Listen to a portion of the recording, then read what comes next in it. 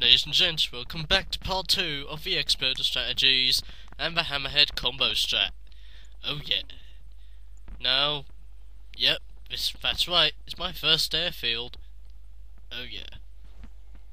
Now as I said, what you want to do first, as soon as you make your airfield, you want to get the upgrades so that your Hammerheads have extra armor. And you also want to make 11 Hammerheads. Why? Because you'll have 2 with riflemen, 2 with missile squads, 2 with grenadiers, 2 with snipers, 2 with zone raiders, and 1 with a commando. Thus making the ultimate GDI armada. It's insane. It really is insane. If you can pull their entire army off and keep them together, you have quite possibly made the most ultimate armada known to mankind.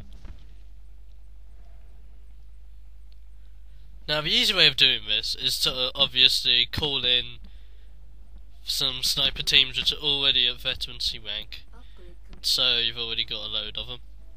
You get 3 wads of snipers if you use the support power, and you get 3 wads of zone raiders if you use the support power. My support power for the zone raiders wasn't working, however, due to the fact that I just remembered, oh shit, I'm supposed to have a refinery.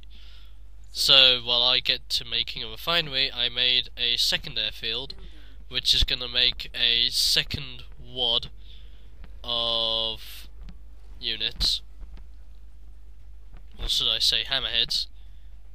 And so I'm going to have 2 different hammerhead forces, one from a secondary base, one from this base. Now you don't need to make a massive armada like I did. You don't need to make a massive squad of like 10 hammerheads. You can go easy. You can use like squads of about 5 hammerheads each, and then you can make a heck of a lot more faster. I like using 10 because I just like showing off, and that's just me. But just remember, if you have decided to make a second airfield and another wad of hammerheads, just remember that you do not, and I repeat, you do not want to have 11 hammerheads coming out of your second one if you've got 11 hammerheads coming out of your first. This is due to the fact that you can only have 1 commando, and thus you take 1 hammerhead away. You can add another hammerhead and fit it out with something else if you want to, but for me I didn't.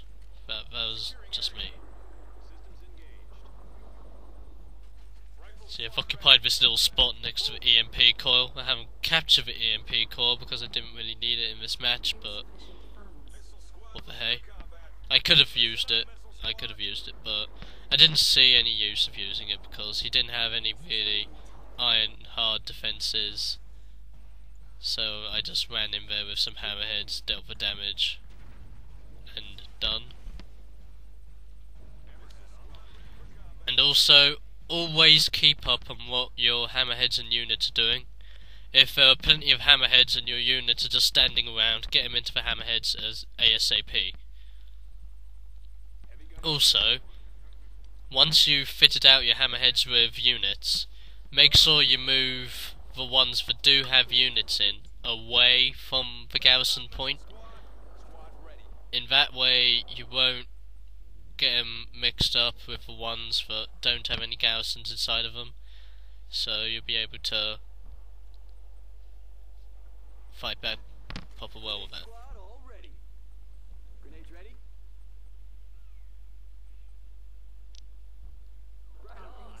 As you saw there, the enemy has successfully destroyed one of the tib spikes belonging to me, and they're now swinging into my base. I don't have any defences there whatsoever, but because my hammerheads are there, I am successfully saved. by the onslaught raining down upon them.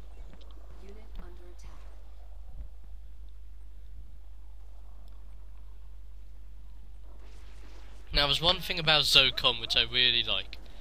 As soon as you garrison a unit inside a Hammerhead or inside sorry about that, or inside an APC or inside any garrisonable building or such, the longer they stay in the building, they actually gain veterancy, which I think is brilliant. That means that you can keep them at a garrison point for so much time. You don't really need to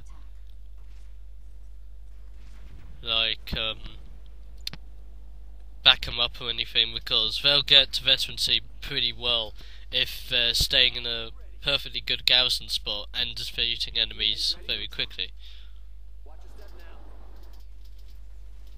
So now I've got one Sonic commander over there. I'm not doing the whole secure base defense thing on my secondary base. The Sonic commander will work as long as those Hammerheads are there to deal with damage to any other units who think they can come by. Then I should be alright. Now this is when I realised I did something stupid. I remembered that I had those 2 squads of snipers there, which I didn't really need. I had those 2 squads of snipers that were already at veterancy level, and I had 2 more snipers on the waiting list, so that was pretty dumb. Now I've got a load of Hammerheads on one base and a load more on the other. As I said, you don't have to wait for ages to make a massive armada. You can go in 2s, you can go in 3s, 4s, 5s, whatever suits your fancy. If you want to get your opponent defeated quickly, I would suggest making an airfield ASAP and then building off unit after unit after unit. That's only if you want to get rid of your opponent quickly. If you want to take your time with it, do what I have done, which is going step by step, getting all the tech sorted, make sure you've upgraded all your units so that they are at full potential. Sorry, but I've got a really bad cold, and yeah. And also sorry for the blackout, damn it. And zap! We're back. Now that we're back to the action, I can just about see where my enemy has got a refinery up there.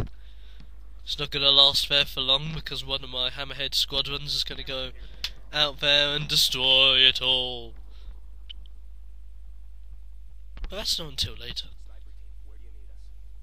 As for now, I'm just admiring the fact that they do have a base.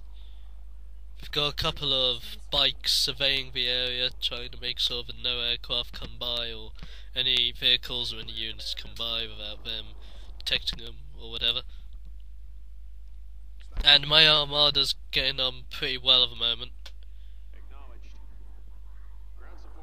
And as I said, make sure you move them away from the garrison point once they're fitted out of units, because number 1, you'll get mixed up with which ones do and which ones don't have units in, and number 2, it is just really annoying.